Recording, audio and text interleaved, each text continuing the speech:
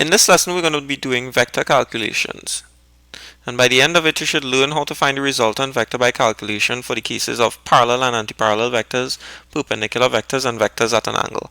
You will also learn how to resolve vectors and how it can be used to solve questions involving multiple vectors. So how do you find the resultant of parallel and antiparallel vectors? First off, you must choose a direction to be positive. And it's usually chosen as the positive x-axis direction, which goes like this, or the positive y-axis direction, which goes vertically up like that. And it can be any direction you wish. You don't have to stick with these. Any direction that you wish that would make your calculations easier can be used. If it points opposite to the direction, then all you simply do is you put in a minus sign in front of the value, and you just sum all of them together, and that will be the resultant for parallel and antiparallel vectors. And make sure when you're stating the answer, you must state the direction. So if the value turned out to be negative, the direction will be opposite for that of the positive direction. So let's look at an example of parallel and antiparallel. Consider two vectors, one 10 units, one 17 units, both of them pointing east, and we're required to find the resultant of the two vectors and the resultant of the two vectors when the 17 is pointing in a western direction. So we'll first consider eastern direction as the positive direction, and we'll stick with that throughout the entire question since both of them started off pointing at east.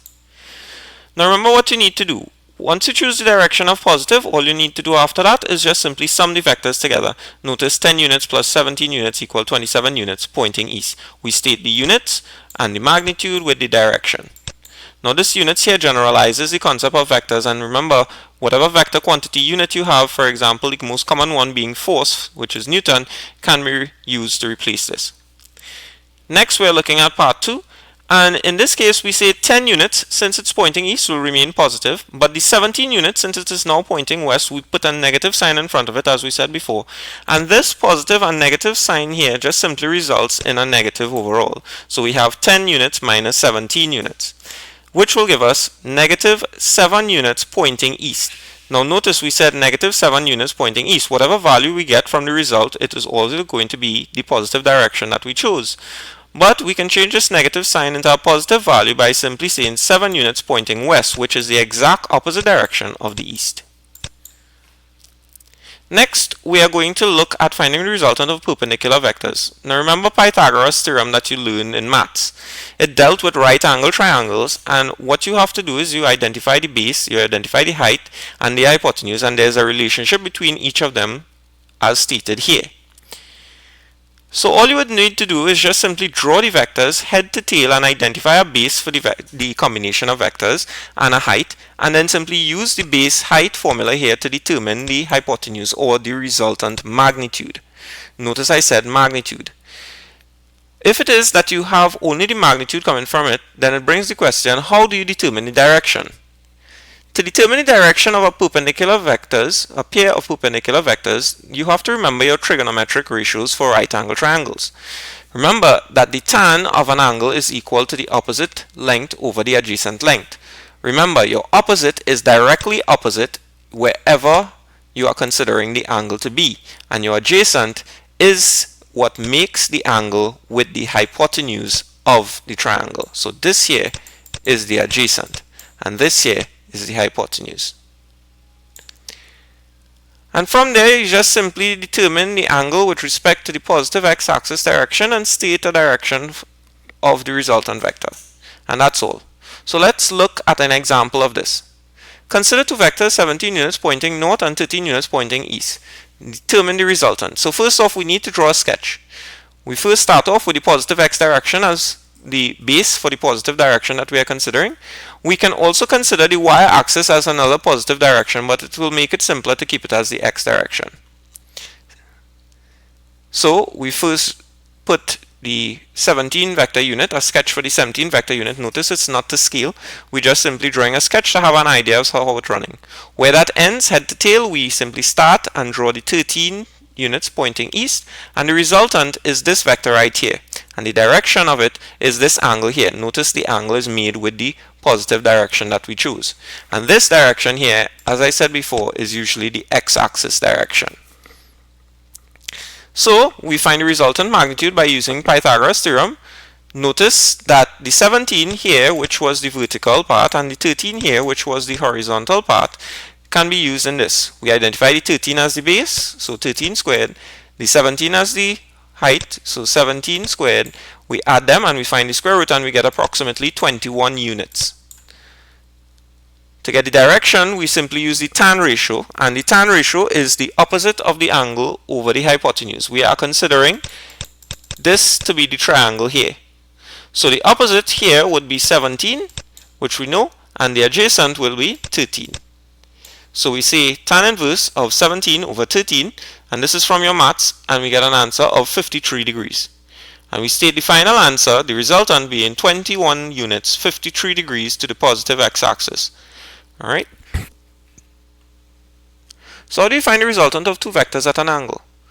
You have to use the sine rule and the cosine rule. Now you will not be using this most of the time at this level, but I mention it because you use it in your law form math. The equations are quite simple to use even though they look very complicated. Let's say you're required to find a length. We'll call this length A. You put it on this side with a square. Then you are going to take the other two sides of that triangle, square them, and add them together.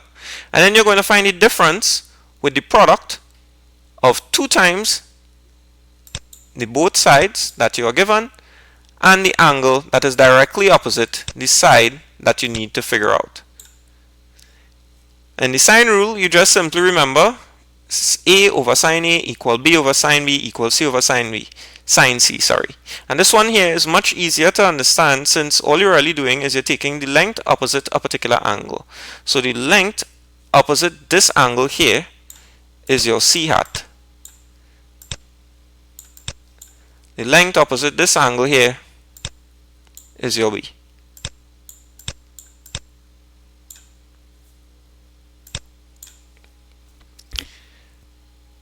So let's look at an example. Consider a vector 23 units pointing east and another 14 units at an angle of 30 degrees to the positive x-axis. Determine the resultant. So first off, we draw a sketch, and you should be accustomed to this by now. And this here will be the 23 units. This here will be the 30 degrees. And this here will be the 14 units in that direction. Notice that this angle here would be 150 degrees. Since angles on a straight line are supposed to be equal to 180 degrees. And the resultant is this one over here. So we need two things. We need the magnitude of that line, and we also need the angle.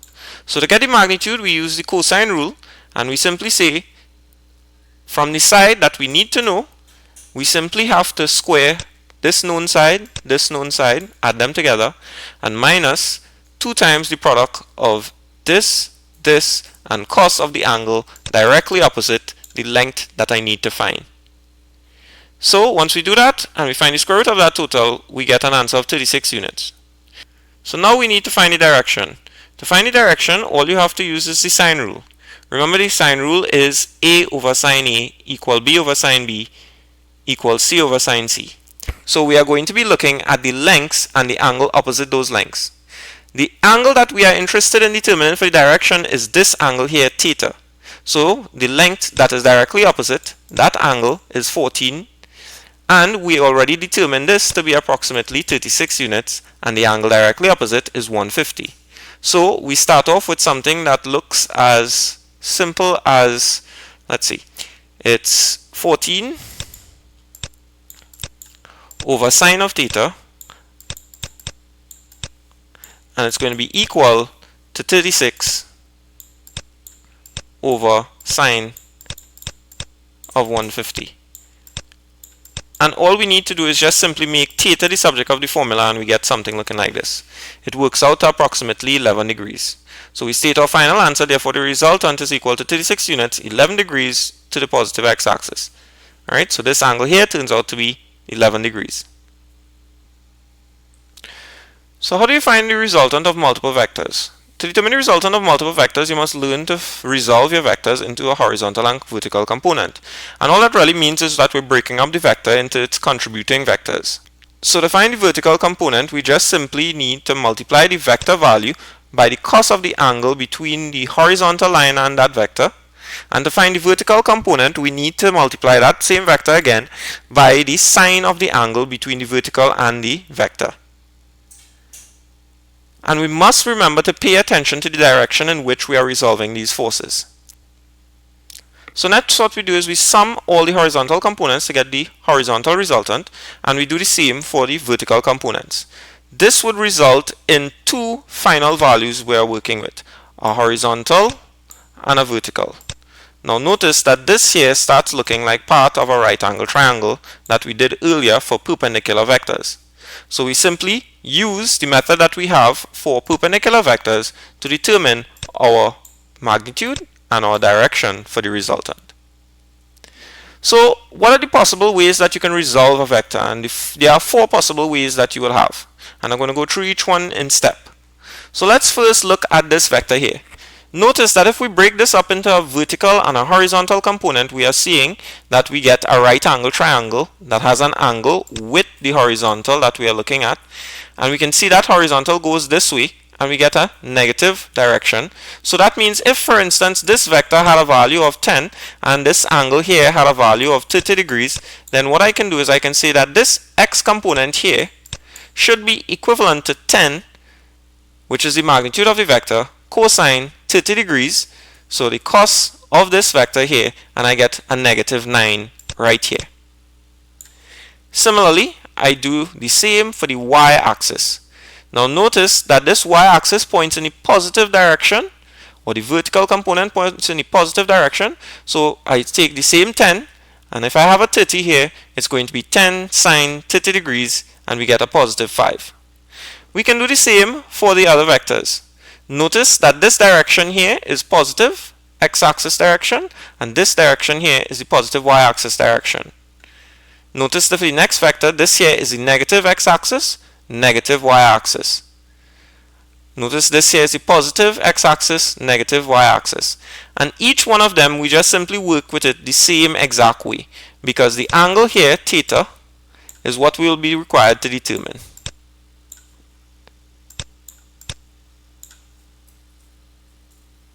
So let's look at a comparison between two types of vector calculations or vector analysis methods that we have, which are vector diagrams and vector calculations. When you're working parallel and antiparallel, you can see that it is slow when you have large values because you have to determine a scale. Smaller values tend to be a little bit quicker. But when you're doing it with a calculation, it is fast for both large and small values. For perpendicular, the vector diagrams tend to be slow since you also have to figure out a scale when it comes to larger values and be able to draw those values on the sheet of paper. Whereas for calculations, it tends to work much faster, but it gets a little bit cumbersome because of the formulas you have to remember. For angle, it is the same, and for multiple vectors, you would see that even though you may think that vector diagrams works a little bit faster, when you start reaching large quantities of vectors, it starts getting cumbersome because then you have to measure each angle with the horizontal before you draw the vector. Whereas with these, you just simply have to figure out the vertical and horizontal, sum them together, and you work it out. The only problem is that it may become a little bit tedious. So it is not the end of vectors. This is just a basic introduction to vectors, and it deals mostly with two-dimensional vectors. As you can see, it fits on the plane of a paper. But we don't live in a two-dimensional world, we live in a three-dimensional world. And vectors will be used to solve problems in 3 dimensions when you move up in advanced level physics.